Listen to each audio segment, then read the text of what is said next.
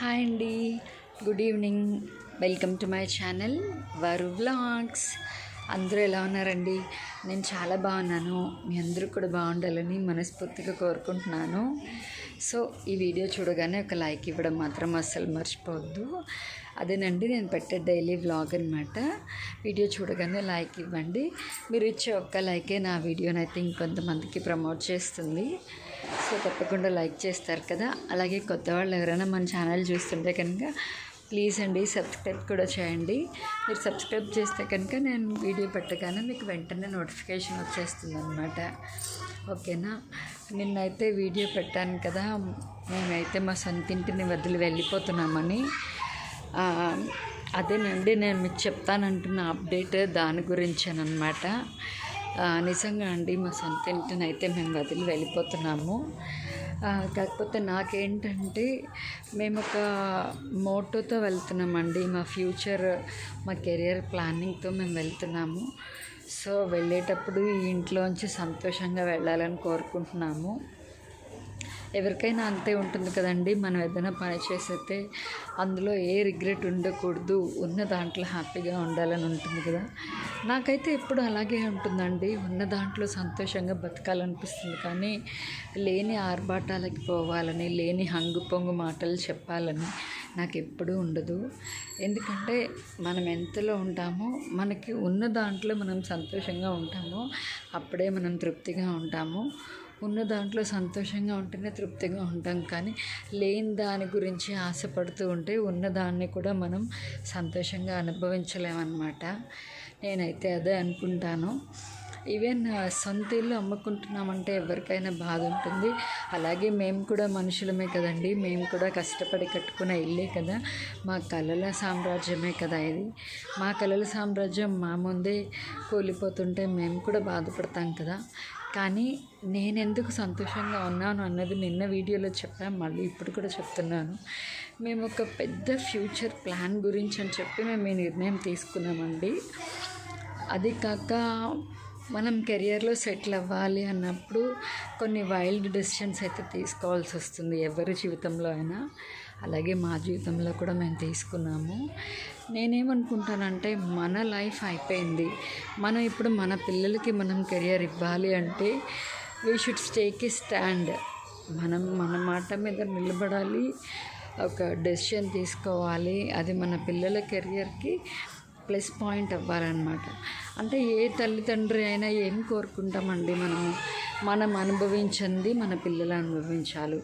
మనం పడిన బాధలు మన పిల్లలు పడకూడదు. మనం పడ్డ కష్టాలు మన పిల్లలకి తెలియకూడదు. మనం ఏదైతే చేయలేకపోయామో అది మన పిల్లల విషయంలో జరగకూడదు. ఇవన్నీ ఉంటాయి కదా ఏ తల్లికైనా తండ్రికైనా. సో మాకు అంతేనండి.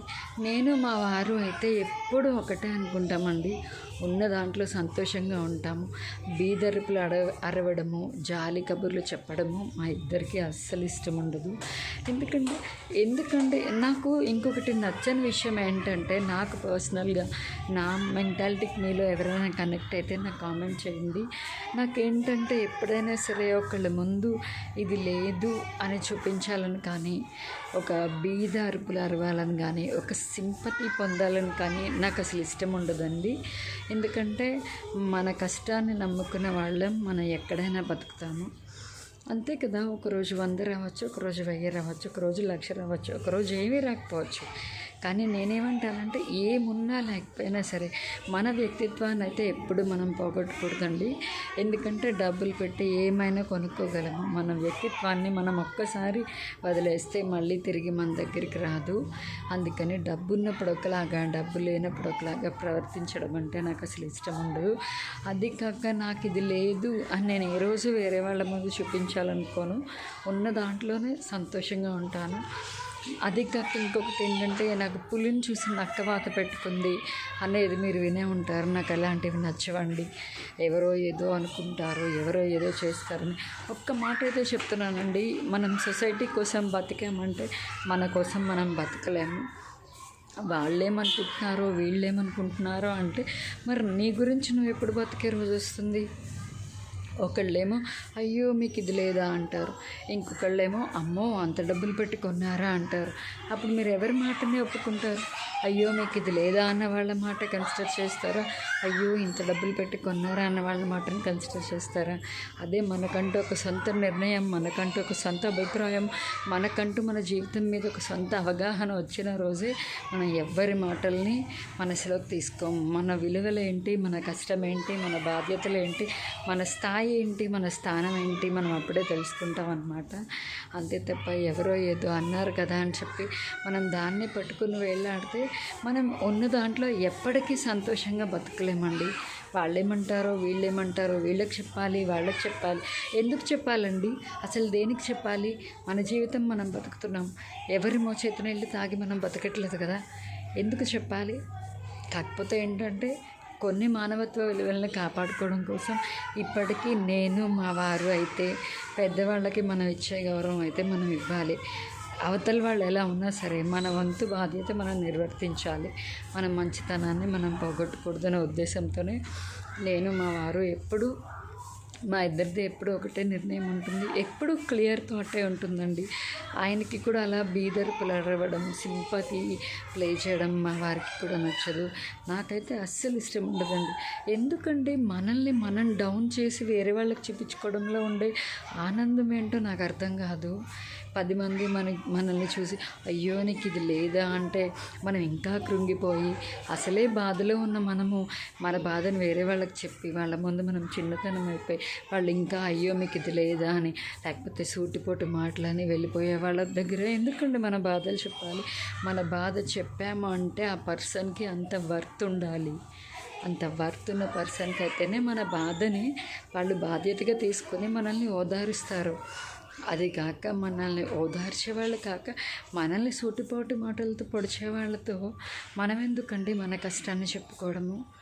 ఎవరికైనా మనం కష్టం చెప్పామంటే ఆర్చాలి, తీర్చాలి, అంతేకాని పుండు మీద కారం జల్లినట్టుగా మాట్లాడకూడదు కదా. సో ఇప్పటికీ నేను చాలా మాట్లాడేశానేమో. నా మనసులో బాధ, నా మనసులో మాటలు మీతో చెప్పుకోవాలనిపించింది.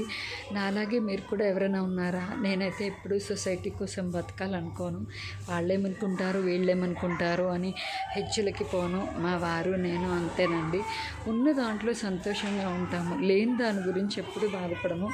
ఉన్న దాంట్లో సంతోషంగా ఉండాలి, లేని దాని గురించి బాధపడకూడదు. ఎందుకంటే మనం లేని దాని గురించి ఎప్పుడైతే బాధపడతామో ఉన్న దాన్ని కూడా మనం ఆనందించలేము.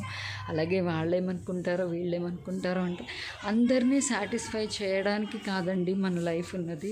ముందు మనల్ని మనం సాటిస్ఫాక్షన్గా చూసుకోవాలి. మన కడుపున పుట్టిన పిల్లలకి మనం న్యాయం చేయాలి.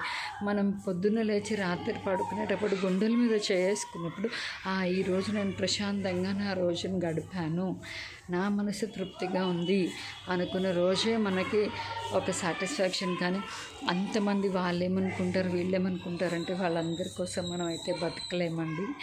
సో అందుకనే నేను చెప్తున్నాను కదా, మేము ఇల్లు అమ్ముకుని వెళ్తున్నా కూడా నాకైతే ఇంత కూడా బాధ లేదండి. ఎందుకంటే మేము చాలా బాధ్యతగా ఇంట్లోంచి బయటకు వెళ్తున్నాం.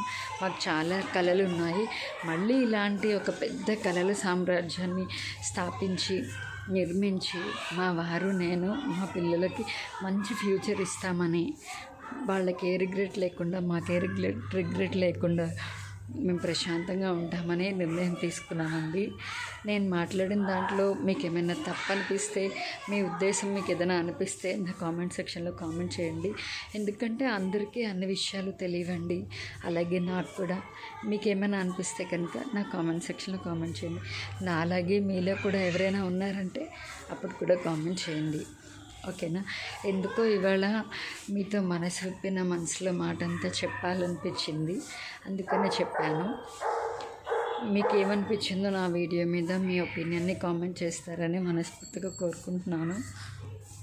ఛానల్లో అయితే డైలీ వ్లాగ్స్ వస్తూ ఉంటాయండి, తప్పకుండా చూస్తూ ఉండండి. అప్డేట్ అన్నాను కదా, ఇదే నిన్న చెప్పాను కదా మా సొంత ఇల్లు అమ్మేశామని. సో ఇంకా మేము ఇక్కడ నుంచి ఎప్పుడు వెళ్తున్నాము, ప్యాకింగ్ ఏంటి, ఇవన్నీ వస్తాయన్నమాట కమింగ్ వీడియోస్లో. ఛానల్ని సబ్స్క్రైబ్ చేసుకుంటే కనుక నా ప్రతి అప్డేట్ మీకు వస్తుంది. ఓకేనా?